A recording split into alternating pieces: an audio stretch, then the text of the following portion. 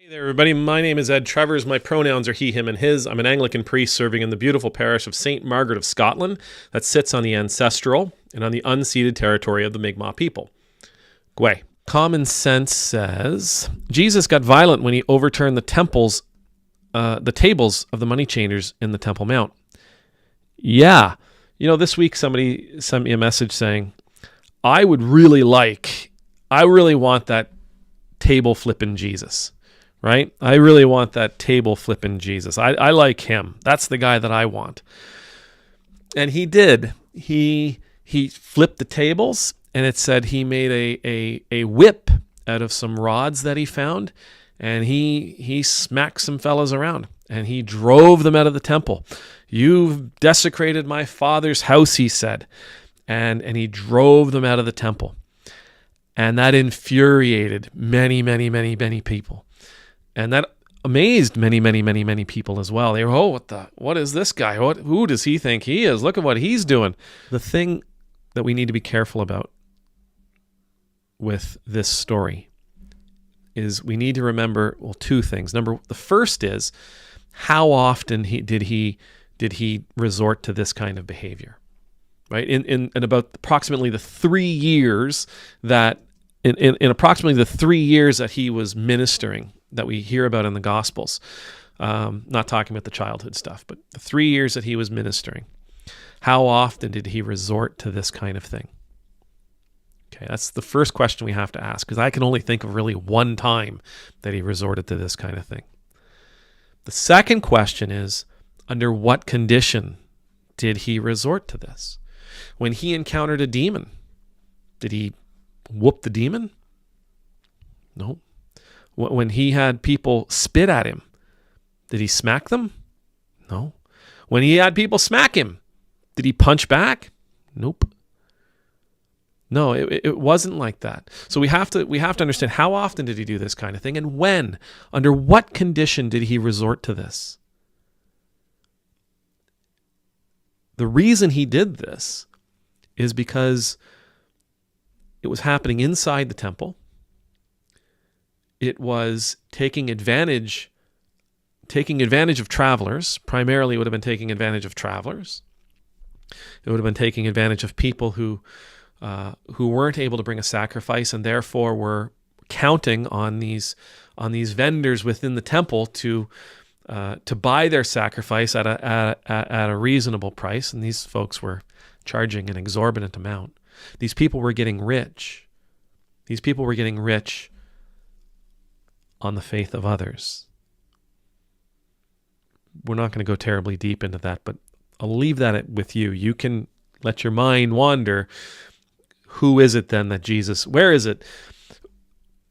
Under what conditions today would Jesus be flipping tables? He'd be in the churches, wouldn't he? He'd be in those churches that are getting rich. Those churches that are gaining for themselves wealth through the worship, through the faith, through the beliefs, through the hopes and the prayers of others. We have churches like that. I hope mine is never like that, but we do have churches like that. I think that's probably where you would see Jesus flipping those tables. Not that it would be necessarily be tables, but you would see angry Jesus. Other times Jesus encountered injustice. Other times Jesus encountered oppression. Other times Jesus encountered violence. He didn't resort to it. We've got to be real careful in taking that Jesus flipping the tables thing and applying it to our own life and thinking to ourselves, okay, when I'm really mad, I can do that. While the Gospels doesn't often get into Jesus' emotional state of mind, there's a few times where you hear that he wept or he was saddened by this or he was mystified by that. It doesn't often say, and Jesus felt righteous indignation and Jesus felt rage, but he stifled it and swallowed it. And no, it doesn't generally get into his frame of mind. But we can, I think, understand from his life and from the frequency of him doing that table flipping that, you know what? Use it sparingly.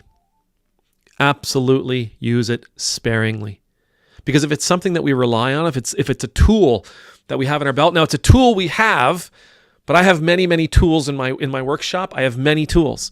I don't put them all in my belt. I take the tools that I'm going to need for the job in my belt. If, for example, I have a hammer and I have a framing hammer, I have a 22-ounce framing hammer. Let's say I put that in my belt. And now it's time for me to put some trim on, right? Some crown molding or something along those lines. I don't want to use my framing hammer for that. I'll destroy the molding if I use my framing hammer trying to put in a little dress nail. Those things are meant for spikes. They're meant for like 4.5-inch Ardox galvanized nails that you use to put a house together. You've got to be real clear that you're using the right tool for the job.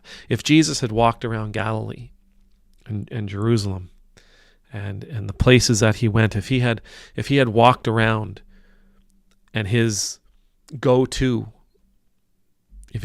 tool, if the favorite tool in his belt was flipping tables,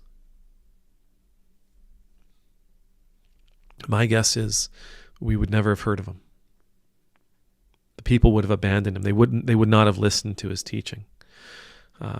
My guess is the Romans would have put an end to him way before his name ever would have became prominent.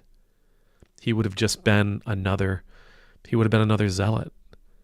He would have been another criminal. He would have been another rebel. He'd have been gone long before his ministry ever got started. Jesus was in the presence of Satan. Have you ever thought about that? Jesus in the presence of Satan. Remember when he goes out into the wilderness and Satan gives him, I'm gonna test him 3 times. Jesus is in that guy's presence.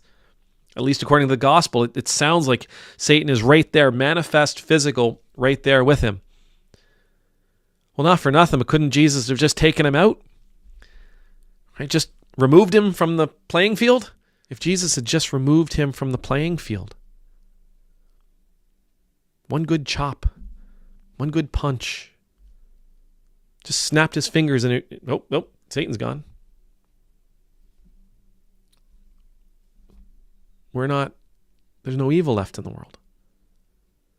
There's nothing for us to be afraid of. There's no one out there causing trouble. There's no one out there causing us to sin, tempting us to do what we should not do and tempting us to stay away from doing the things that we should do. He didn't. Talked to him. Argued with him. Chided him. Corrected him. Didn't destroy him. Didn't lash out at him, didn't punch him, didn't hurt him, didn't silence him.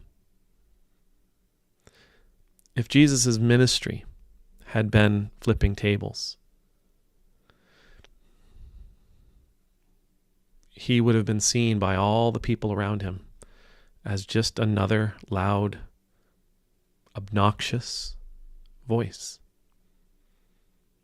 He would have been one of those people that they would have seen as someone who is here to save them from the Romans. They already believed that for the most part, but that's it. That's all that it would have been. They would have just been waiting for him to rise up in rebellion, waiting for him to call the people to rise up in rebellion against Rome and against Rome's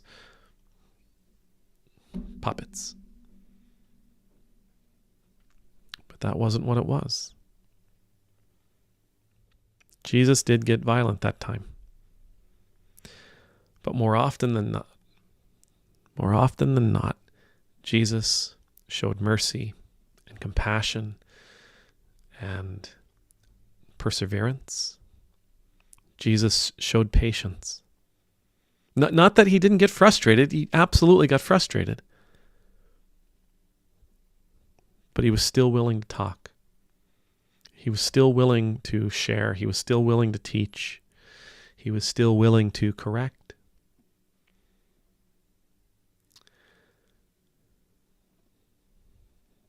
Amen.